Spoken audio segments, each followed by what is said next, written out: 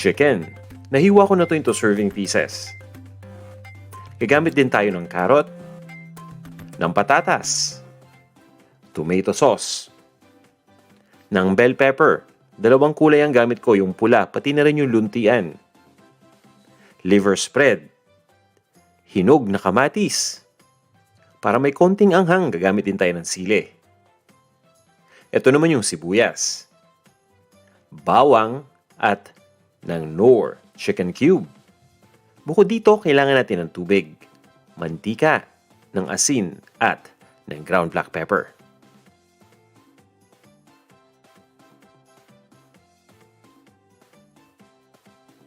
Kumanda na yung mga ingredients at ready na rin kayo. E di tara na, magluto na tayo.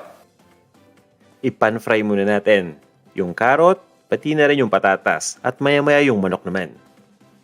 Nagpainit lang ako ng mantika dito sa isang pan. Sa oras na uminit na yung mantika, iprito muna natin itong patatas. Piniprito ko lang yung isang bahagi ng 1 minuto. Nasa medium heat lang tayo. At makalipas ng 1 minuto, babalik rin lang natin yung patatas. Itutuloy ko lang yung pagprito ng 1 minuto dun sa kabilang side.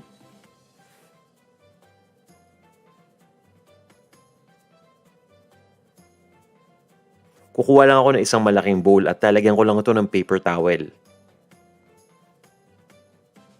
At sa oras na maprito na natin itong patatas, tatanggalin lang natin dito sa ating pan. Ilagay lang natin dun sa bowl.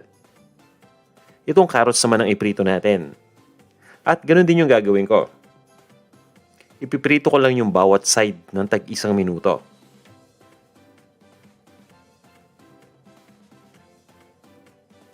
Baliktarin na natin. At same thing din, pagkatapos nating maprito yung carrot, ilalagay lang natin ito sa isang lalagyan na may paper towel. Yung purpose ng paper towel ay para ma-absorb yung excess na mantika. Nang sa ganun ay hindi maging mamantika yung mga gulay na pinirito natin.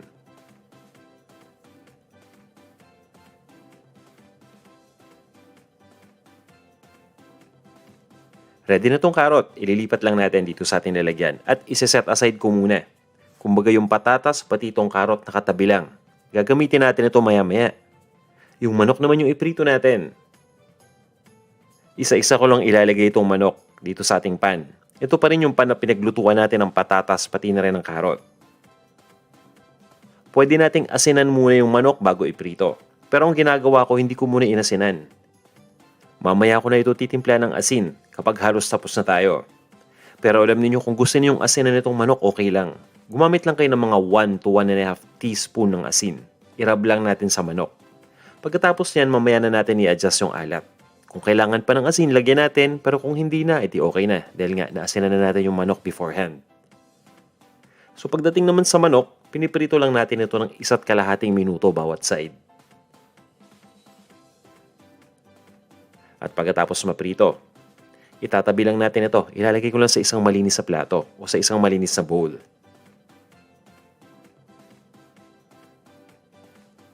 At ready na tayo para magisa.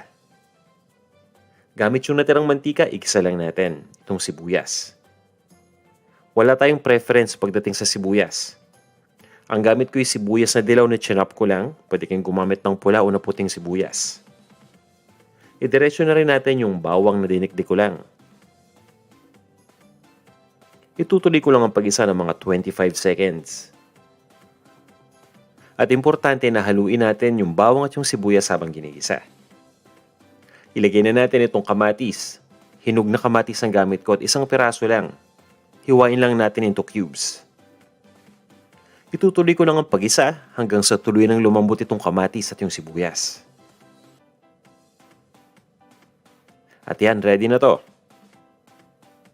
Ibalik na natin yung manok. Ito yung ating pan-fried na chicken. Ito yung prinito natin kanina lang. At this point, ay pwede ko nang ibuhos yung tomato sauce. Maliit na lata lang ang gamit ko at ang equivalent na to ay 8 ounces. Bukod sa tomato sauce, pwede kayong gumamit ng diced tomato when can. Pwede rin kayong gumamit ng pureed na tomato. Pagdadagdag lang ako ng tubig. At pabayaan lang natin itong kumulo. Sa oras na kumulo na yung liquid, pwede natin itong haluin kaagad.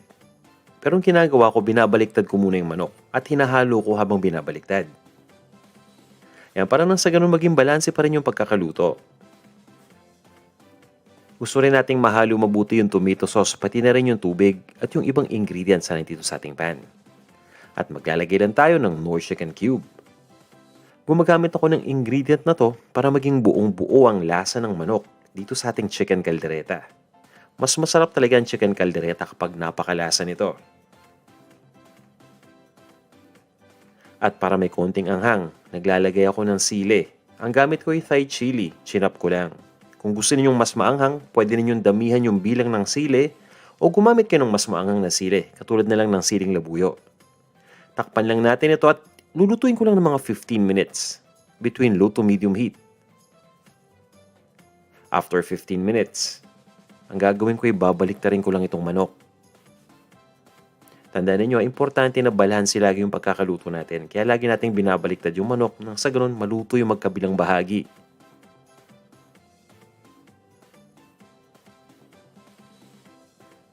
At ilagay na natin yung liver spread. Yan. So, ito yung kalderetang version na may liver spread. Itong liver spread nakakatulong para magpalinamnam at magpalasa dito sa ating dish. Takpan lang natin at itutuloy ko lang ang pagluto. Between low to medium heat pa rin, ng mga 20 minutes.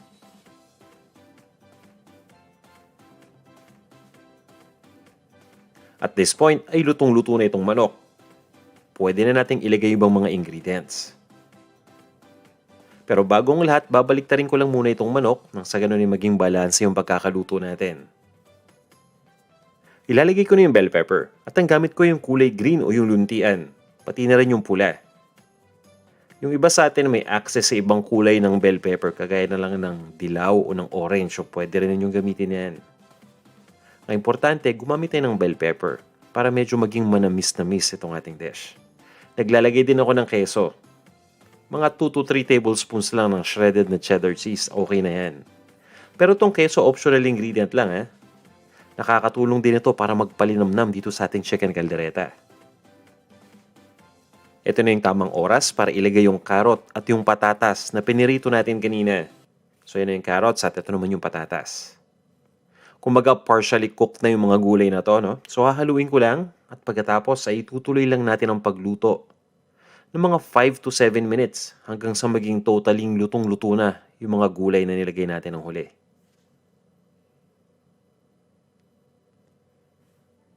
At timplahan lang natin ito. Maglalagay lang ako ng paminta o ground black pepper. Pwede na tayong gumamit ng ground white pepper. At syempre, maglalagay din ako ng asin. Doon sa mga may hilig sa patis, pwede kayong gumamit niyan as an alternative ingredient sa asin. Haluin lang natin. Basta siguraduhin lang natin na ma-distribute na lahat ng mga ingredients. Pwede pa natin itong lutuin ng mga 2 minutes pa. At pagkatapos niyan ay ililipat ko lang ito sa isang serving bowl. At i-serve na natin. Para sa akin, tamang-tama itong i-serve kasamang isang tasa ng mainit na kanin. Pwede natin itong i-serve para pananghalian o panghapunan. So, nasa sa inyo yan. At yung mga leftover nito, pwede rin kaninan para almusal naman. Yan. So, ready na to.